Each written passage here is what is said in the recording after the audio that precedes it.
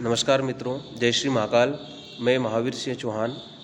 मित्रों, आज एक ऐसे विषय पर चर्चा करेंगे जिसको पढ़ने के बाद में मेरे व्यक्तिगत जीवन में जो बदलाव आए, जो परिवर्तन आए, तो मैंने सोचा क्यों ना एक वीडियो बनाकर आपको उन अनुभव, मेरे जो व्यक्तिगत अनुभव है और जो परिवर्तन है उनको मैं आपसे साझा करूं। और मित्रों, विषय है भगवत गीता का। मित्रों, बात 3-3.5 साल पहले की है। भगवत गीता घर पे रखी हुई थी, लेकिन पढ़ नहीं पा रहे थे। तो क्या रहता है ना कि इतना आसान नहीं होता है। बोलते हैं ना कि जो हमारे धार्मिक ग्रंथ है, बिना हरि कृपा या बिना भगवत कृपा के हमको इतनी आसानी से उपलब्ध नहीं होते हैं। तो मैं कुछ भगवान श्री कृष्ण की कृपा ही बोलूँगा कि उनके माध्यम से ऐसी कुछ कृपा हुई कि मुझे भगवत गीता पढ़ने का अवसर प्राप्त हुआ।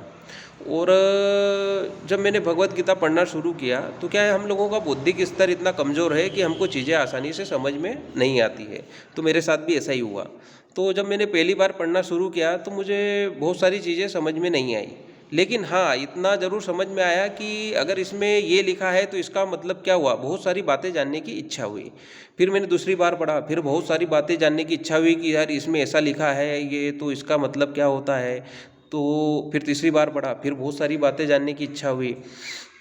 तो अभी भी मैं ये नहीं बोलता हूँ कि मैंने पूर्ण रूप से भगवद गीता को पढ़ लिया है या मुझे सब कुछ आता है, लेकिन पढ़ने जितना मैंने पढ़ा और उसके बाद जो मेरे व्यक्तिगत अनुभव है वह मैं आपको बता रहा हूँ। तो मित्रों, सबसे पहले तो मैं आपको बता दूं कि अगर इंसान की दृढ़ इच्छा शक्ति है तो कुछ भी कर सकता है। दृढ़ इच्छा शक्ति के आगे सब कुछ फेल है। लेकिन मित्रों, कई बार क्या होता है ना कि दृढ़ इच्छा शक्ति भी इंसान की काम नहीं करती है। क्या होता है, जैसे मुझे किसी चीज़ को छोड़ना है तो मैं क्या सोचता हूँ कि यार आज ये चीज़ मैं खा लेता हूँ, आज पी लेता हूँ, कल से छोड़ दूंगा। फिर कल वही चीज़ रिपीट होती है कि आज खा लेता हूँ, कल छोड़ दूंगा।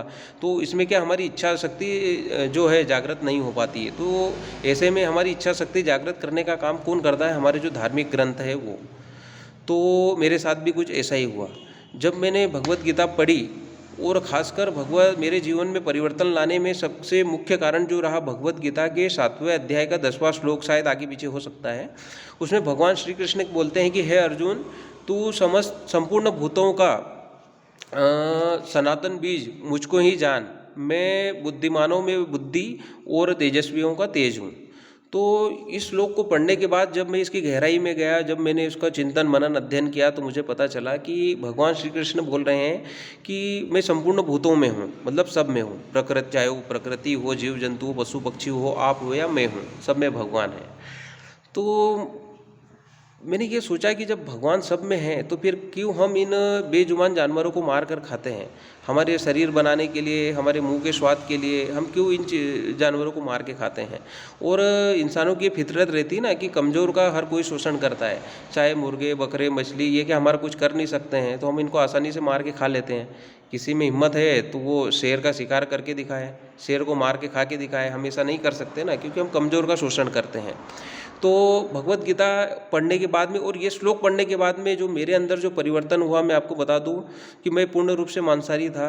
सभी खाता पीता था, मैं ड्रिंक भी करता था, मैं मछली भी खाता था, मुर्गा भी खाता था, बकरा भी खाता था, सब कुछ खाता पीता था। लेकिन ये श्लोक पढ़ने के बाद में जो मेरे अंदर परिवर्तन हुआ वो ये हुआ कि ये चीज़ें कब मेरी इतनी आसानी से छूट गई मुझे खुद भी पता नहीं चला। और आज ये स्थिति है कि अगर कोई ड्रिंक वाला है, कोई अंडा खाने वाला है, तो मैं उसके पास खड़ा रहना भी पसंद नहीं करता। हाँ, एक व्यवहारिक कारण से या औपचारिकता के लिए अगर खड़ा रहना पड़े वो बात अलग है, लेकिन मैं जानबूझकर उसके साथ खड़ा रहना पसंद नहीं करता।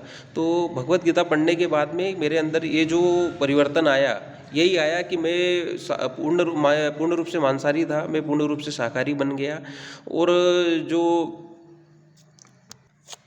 और मित्रों, मेरा तो यही उद्देश्य है कि अगर हम हमारा कोई भी धार्मिक ग्रंथ पढ़े, जैसे रामायण हो, अपना भगवत गीता हो, एक दृढ़ संकल्प के साथ में पढ़े। मैंने भी जब पढ़ना शुरू किया तो एक संकल्प लिया था कि मैं ये नहीं बोल रहा हूँ कि ये बंद कर दूंगा, वो बंद कर दूंगा, लेकिन कुछ ना कुछ तो सुधार करूँगा। और भगवत गीता पढ़ने के बाद में सोता ही ये चीज़ें कब आसानी से छूट गई मुझे खुद भी पता नहीं चला। और मैं आज इतना सात्विक हो गया हूँ कि मैं आपको बता भी नहीं सकता। सात्विक हो गया हूँ मतलब आध्यात्मिक हो गया हूँ, मेरे विचारों में शुद्धता आ गई है और बहुत सारे परिवर्तन और अभी और मैं कोशिश कर रहा हूँ कि अगर भगवत गीता जैसे जैसे पढ़ते जा रहा हूँ, मैं सोच रहा हूँ कि और मेरे अंदर जो परिवर्तन हो सकते हैं वो मैं परिवर्तन करूँ, तो समय के साथ साथ वो मैं कर रहा हूँ। दूसरा क्या है कि हम अगर धार्मिक ग्रंथ पढ़े तो हमारा उद्देश्य ही होना चाहिए। नहीं तो क्या रहता है कि हम बचपन से देखो रामायण की कथाएं टीवी पे, रामायण महाभारत की कथाएं देख रहे हैं आए दिन, ये जो बाबा लोगों की कथाएं रहती है टीवी पे हम देखते हैं, तो उसको देखने का क्या मतलब उद्देश्य रहता है? जब तक अगर हम उसको देख के या पढ़ के कुछ सीखेंगे नहीं, समझेंगे नहीं, उसको हमारे जीवन में कुछ उतारेंगे नहीं, उन धार्मिक ग्रंथों का कोई मतलब नहीं है। जैसे मैंने कई घरों में देखा आज भी रामायण पाठ होता है, वो एक पेज नियम से पढ़ते हैं, रोज़ एक पेज पढ़ते हैं, तो उसको पढ़ने का क्या मतलब है? जब तक आप उसको अपने जीवन में नहीं उतारोगे वो कोई मतलब नहीं है, कोरे कागज़ के समान है।